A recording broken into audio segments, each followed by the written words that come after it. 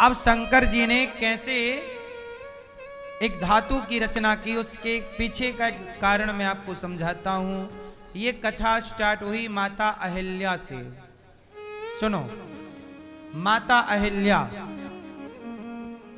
पारा कहां से स्टार्ट हुआ वहां से मैं आपको एक चर्चा सुना रहा हूं। माता अहिल्या का नाम सुना? गौतम ऋषि की पत्नी माता अहिल्या ने एक पुत्री को जन्म दिया।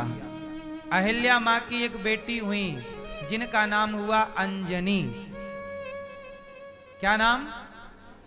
अंजनी माता को बचपन में ही किसी साधु ने कह दिया कि तुम्हारे कुंवारे में ही बच्चा पैदा हो जाएगा, मतलब विवाह से पहले। अब अंजनी मां घबराई और वो चली गई जंगल। कहा कि मैं किसी पुरुष को देखूंगी ही नहीं तो मेरा कोई बच्चा नहीं होगा।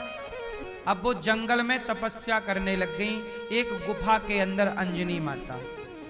उसी समय शंकर जी ने भगवान विष्णु से कहा कि प्रभु, मैंने आपके सारे रूप देखे हैं, एक रूप नहीं देखा। जरा आप जरा हमें अपना एक रूप दिखाओ।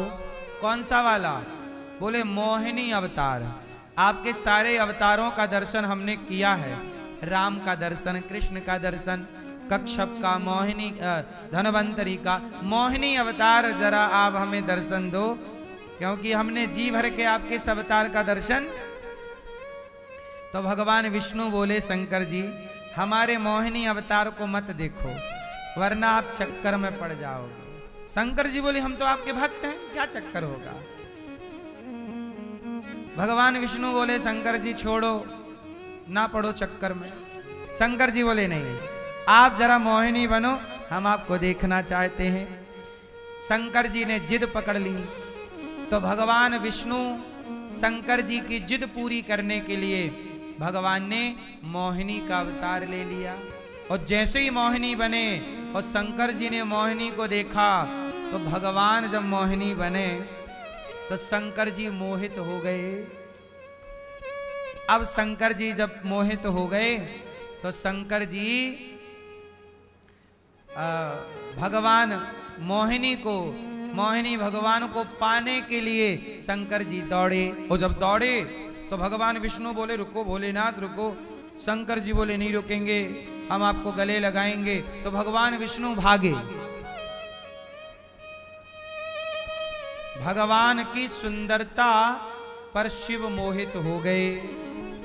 सुनो, शंकर जी ने कामदेव को जला दिया, लेकिन जब मोहिनी भगवान बने भगवान विष्णु तो कामदेव को जलाने वाले शिव भी काम में डूब कर दौड़ पड़े मोहिनी भगवान के पीछे।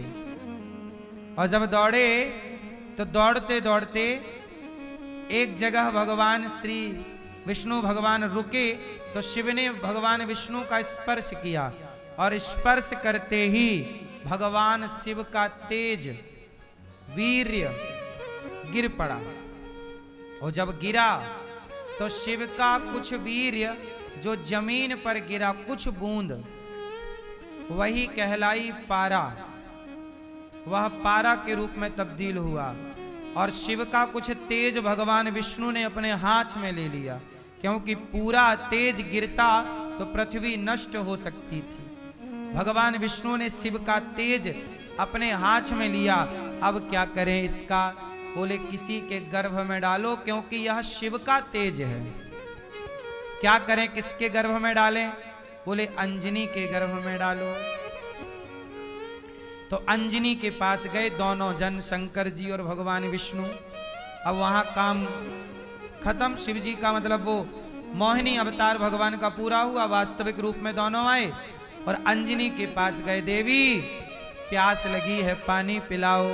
अंजनी ने कहा, हम किसी पुरुष को देखते नहीं हैं, आपको पानी पीना है तो हम अंदर से पानी डाल रहे हैं गुफा से, आप बाहर पी लेना। कहा, एक बात बताओ, तुमने गुरु मंत्र लिया है? अंजनी जी ने कहा, हमने तो नहीं लिया। तो बिना गुरु मंत्र के हम आपके हाथ का पानी नहीं पी सकते। तो कहा आप ही दे दो, द्वार से प्यासे तो ना जाओ। तो भगवान विष्णु ने अंजनी माता को गुरु मंत्र दिया और कान के द्वार से वह शिव का तेज पवन देवता को बुलाया और पवन के सहयोग से पवन वायु ने उस वीर को उठाया, कान के रास्ते से अंजनी के गर्भ में स्थापित किया और उसी गर्भ से बाद में अंजनी जी का विवाह केसरी के संग हुआ। तो फिर हनुमान जी प्रकट हुए। तो हनुमान जी की बारे में जरा एक बात मैं सुना रहा हूं, फिर ये क्लियर होगा, आप सुनो। शंकर सुवन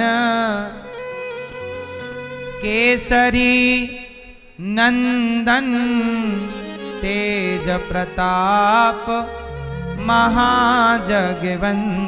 अब सुनो, शंकर सुवन, यहां क्या बोल रहे हैं? शंकर सुवन मतलब पुत्र। शंकर सुवन केसरी, तो शंकर पुत्र और केसरी पुत्र। और आगे सुनना, पवन पुत्र। हनुमान जी के कितने पिता की बात हो गई? शंकर सुवन, केसरी नंदन और पवन पुत्र। तो एक बात क्लियर करना पड़ेगी ना कि हनुमान जी के लिए 3 पिता की बात क्यों कही गई? कितने पिता की बात? तो सुनो, चूंकि शंकर जी का तेज था तो शंकर सुवन पवन के द्वारा गर्भ में डाला गया तो पवन पुत्र, और केसरी से ब्याह हुआ तो केसरी नंदन।